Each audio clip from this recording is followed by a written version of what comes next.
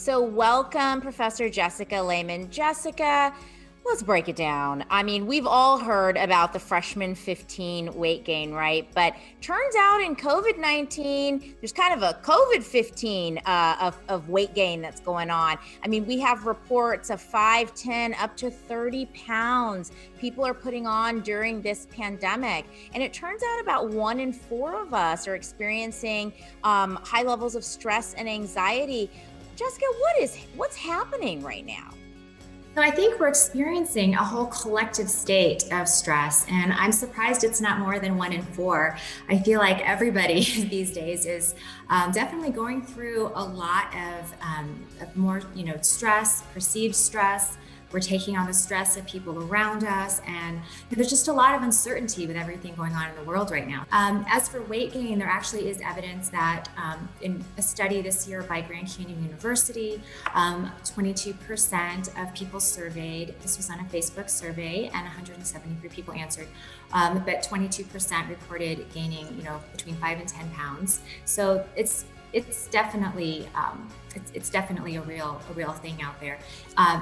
And really, I think that instead of focusing on the weight gain, we need to focus on the factors that are leading to the weight gain and look at how we're dealing with stress. And so that's my main concern, actually, as a registered dietitian, is making sure that we're really continuing to use food to nourish ourselves, but also to, not over rely on food when we're not hungry and we don't need to eat and drink. Yeah, I mean, I think it's really interesting how you talk about sort of why are we engaging in these behaviors, right? And it almost seems like a bit of a self-medicating kind of process. I mean, I can tell you between my friends and I, we are talking about this all the time, right? I mean, there's so many stressors happening right now. We're in the midst of this pandemic.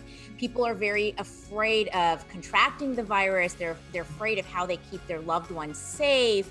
Many people have lost loved ones, right? Yeah. And then beyond that, lots of unemployment, financial insecurity, lots of kind of, racial justice conversations that have been going on. So just this perfect storm of stress and, and also a lot of us working from home and it's isolating. I mean, I think a lot of us can relate to that. And as moms, the remote schooling as well. So we're running sort of to that fridge often to help us out. And, but, can we speak a little bit about how healthcare providers and professionals should be messaging eating in this time and really sort of the contributing stressors and healthy habits at this time? Well, so first of all, I think that we have to look at kind of the big picture and remember wellness and handling stress. It all starts with, kind of having a plan, not just nutrition, but also how are we sleeping? Are we allowing time for movement? Are we focusing on maintaining some social connections? Are we focusing on stress management techniques that we know work for ourselves? So nutrition does fit into that, but there's so many other factors that we should look at also. And, and food tastes good. It's totally normal for everybody, even when we're, not going through a pandemic. It's just normal. We love food, we enjoy food, or we should enjoy food. We should eat what we enjoy, and we should be, eating regularly every few hours, eating well-balanced meals and snacks.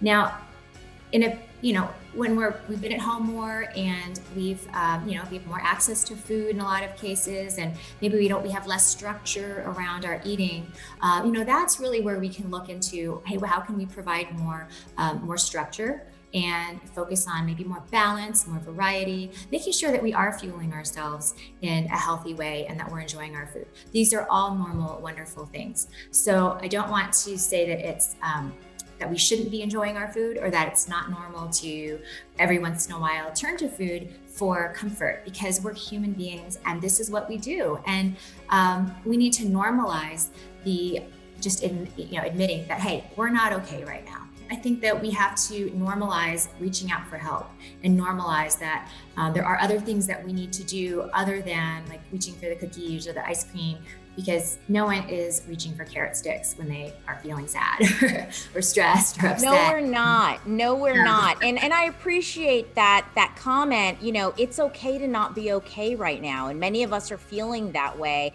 And probably the lack of structure and kind of all the stresses and isolation, as you just mentioned, is really contributing to, okay, I'm going to go and kind of try to make myself feel better with something that's yummy, but it turns out this isn't really kind of the healthiest behavior. Well, look, this pandemic is not ending anytime soon, right? Yeah.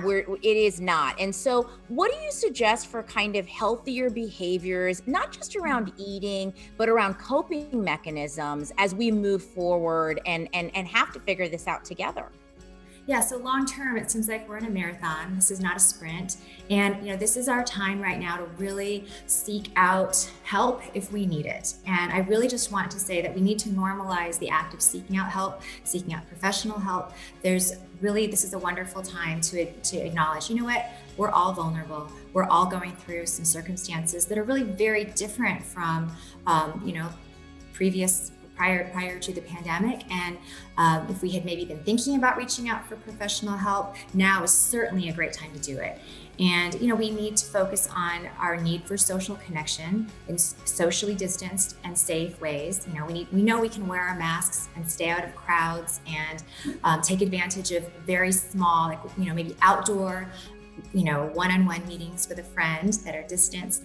We can do these things, and we can really try to make ourselves kind of make a plan to stay well and to put some structure around the behaviors that do make us feel, nourished and comforted. Maybe it's a cup of tea. Maybe it's, Zooming with a friend, your best friend 3 states away who you normally wouldn't get to see anyway. But, really reaching out and making those connections and programming them in, just like you would your sleep, your hopefully daily movement, whether it's going for a walk or doing some yoga, your 5-minute dance party with your kids, just something that gets you feeling excited about life and happy, and just is kind of an expression of gratitude throughout the day for the wellness that we do have.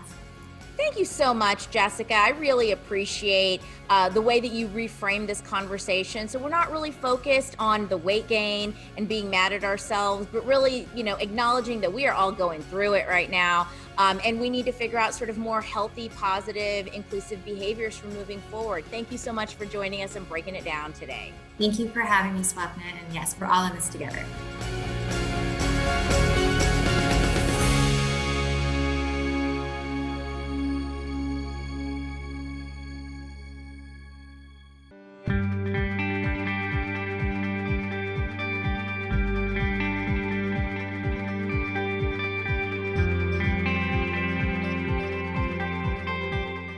This hour of local news is made possible by contributions from the Friends of PBS, members of your PBS station.